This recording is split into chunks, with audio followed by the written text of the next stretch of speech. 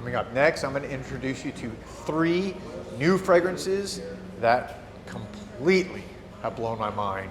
Just amazing perfumes from amazing houses. I like introducing you guys to new things, as you know if you watch my channel. So find out what they are coming up next.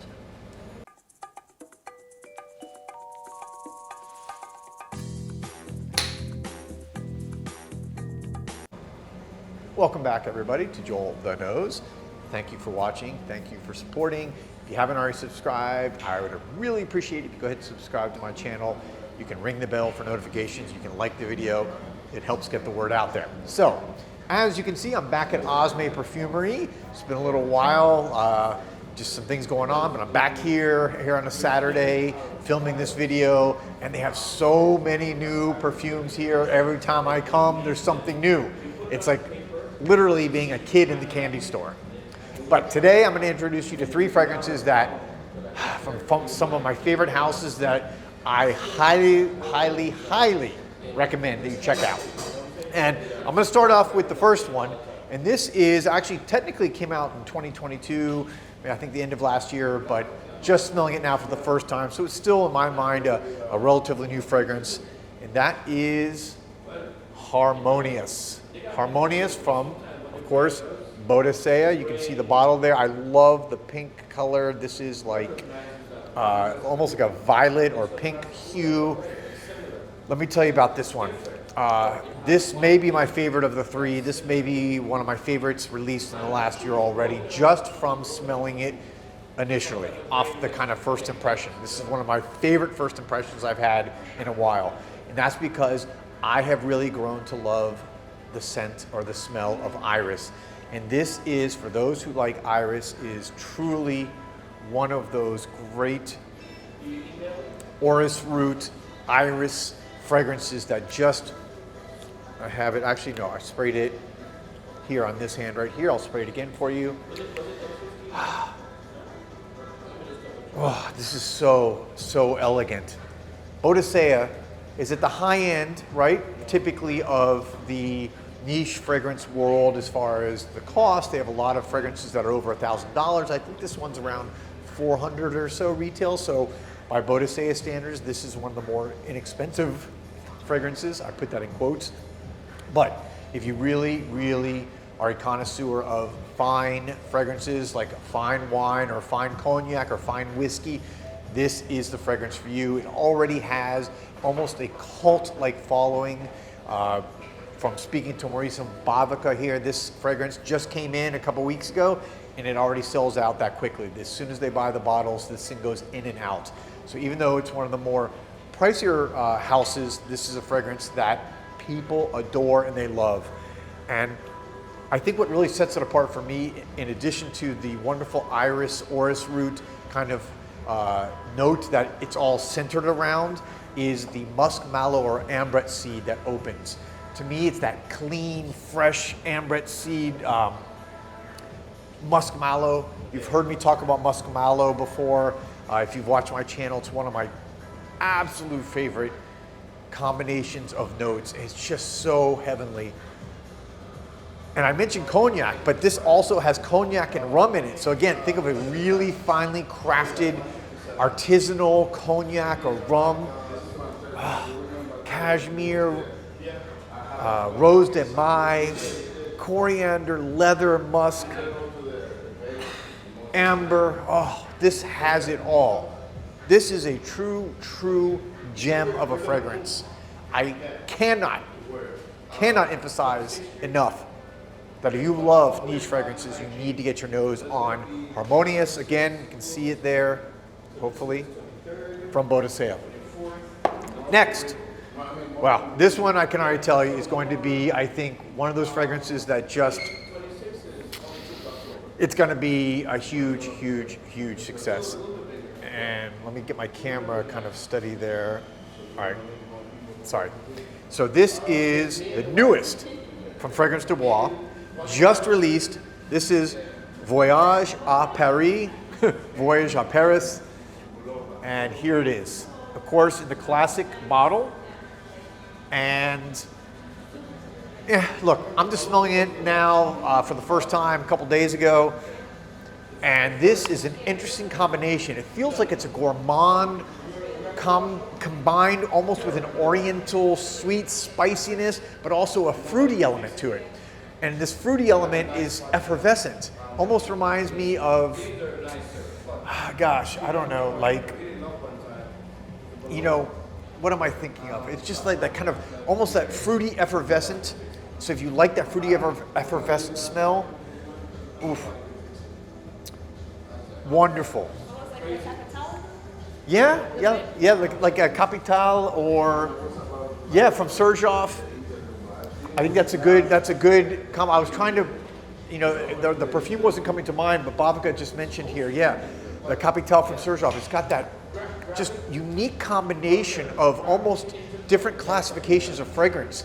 And I can tell already that this is going to be a huge, huge hit for Fragrance du Bois. I think this is going to be one of those universally loved fragrances. You don't have to be into a specific note. You don't have to be in a specific genre. This is one that kind of hits all those notes. And I'll spray right here on my left wrist. Oh yeah. It opens, it's got wonderful orange blossom and also got some rum, like harmonious. So clearly rum is one of those notes that's very popular in fragrance right now. And it's got Davana. What else is in here? I think it's got honey. You can smell the jasmine right away, that white floral, but it's not the animalic white floral. It's more of the kind of just a soft white floral. And you also have some oak and oud, and you smell that oud right away. Again, it's not a stinky oud. This is one of those very wearable ouds that just rounds out the other notes and really kind of pulls them all together. It's like that, to me, this is like an oud that the other notes can kind of bound themselves to, almost like a molecule, and they just kind of come in and stick around it and just form this like perfect unity. So there you go, Voyage à Paris. Wonderful Fragrance du Bois, great job again. And I think this is going to be one that is extremely popular. And that's going to lead me last, but certainly not least, to the house of Widian. And this is Luban, or Lubin. Lubin, you can see it there. This is from the house of Widian. This is also brand new, just came out. So these last two fragrances are new releases. And again, I like to introduce you guys to new things, to see what's coming in on the marketplace, to see what trends are happening as we go into the last quarter of this year, and then of course launch into 2024 to see what's new. So this is another fragrance that I think is going to be extremely popular. Widian to me is one of those houses that's very niche, and they do have some fragrances like London, New York that I think are more mass appealing, but then they have other ones that are clearly more for the specific niche lover. This is one that I think is going to be, again, very mass appealing. All three fragrances that I'm talking about today, I think are going to be loved by the masses, but still high quality, unique niche fragrances. And let me spray it here on my wrist. Okay. You get this spicy pink pepper opening with cardamom. It's got a lovely, delicious spiciness mixed with a little bergamot and strawberry. Just really sophisticated. If I had to describe this fragrance in one word, I would say sophisticated. A lot of notes in here that are not typical, like strawberry, gardenia, which you don't see a ton anymore. That's one of my favorite classic fragrance notes. That's kind of more old-time floral, white floral. But man, when you mix it right with kind of modern notes, it is wonderful. I think they've done a great job here with that. Two kinds of rose, Bulgarian rose, Turkish rose, two of the best roses that you can find. And then also, take a look at that bottle. You've got some, the bottle there. You've got some amber and oud and cedar and sandalwood, a really, really complex finishing note, a really complex bottom or base to this fragrance that has musk and vanilla and tonka bean and cedar and oud. That's a good one as well. Very strong. Sorry. Ringing there. Okay. All right. So This is live TV. And anyways, I think this one again, for the people who've never tried Widian, I think this is going to be a great house. It's not necessarily as well known, for example, as Fragrance du Bois or even Boadicea, but I think one that you guys should check out. I don't know if you tried this. And we've got some new ones coming in. I have not tried. Actually, you know what? Did I spray these when you first got them a couple weeks ago? I can't remember now. So let's do a little impromptu addition here. We have, of course, from Rosendo Mateu, his house has just released 3 new fragrances, and I love how they've gone to the different years here. And let's just kind of go in order here real quick. This is a little bonus. I got them in order. Okay, this one is 1968. I did smell these a couple weeks ago, and I remember one of these really blew me away.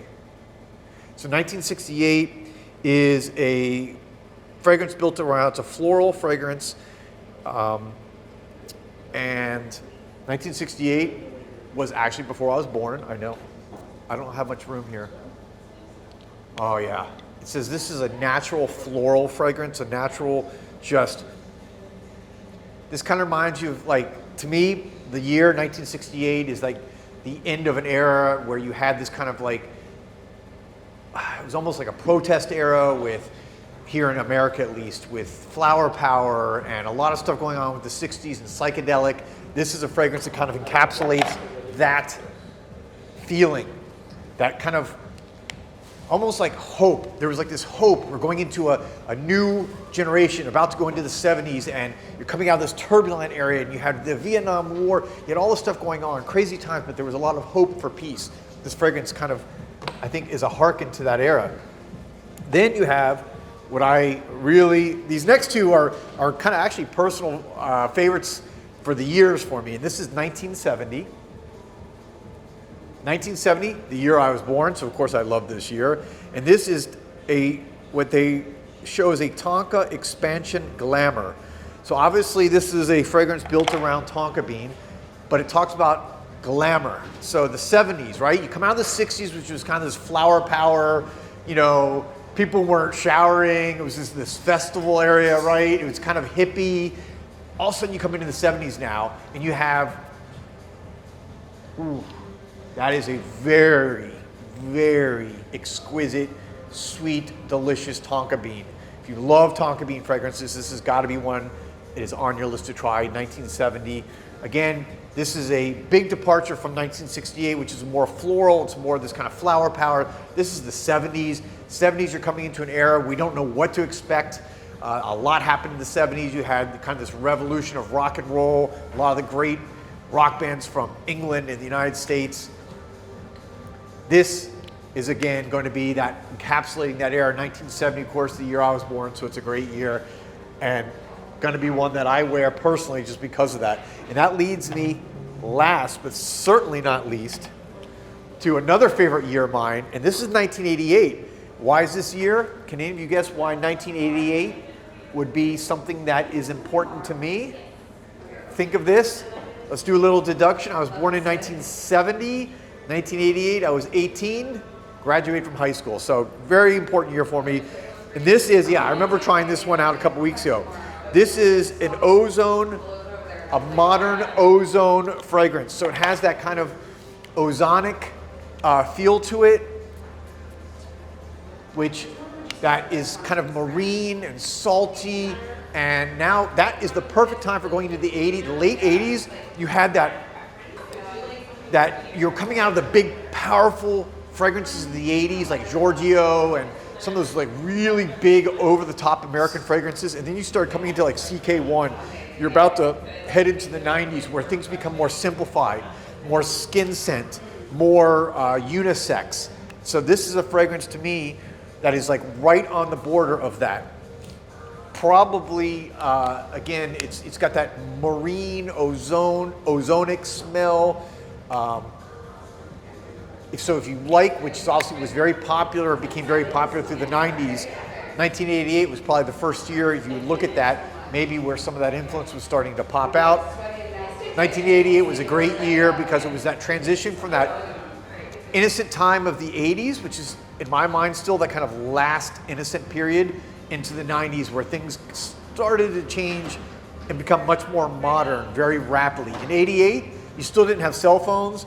We had personal computers, but they didn't do that much.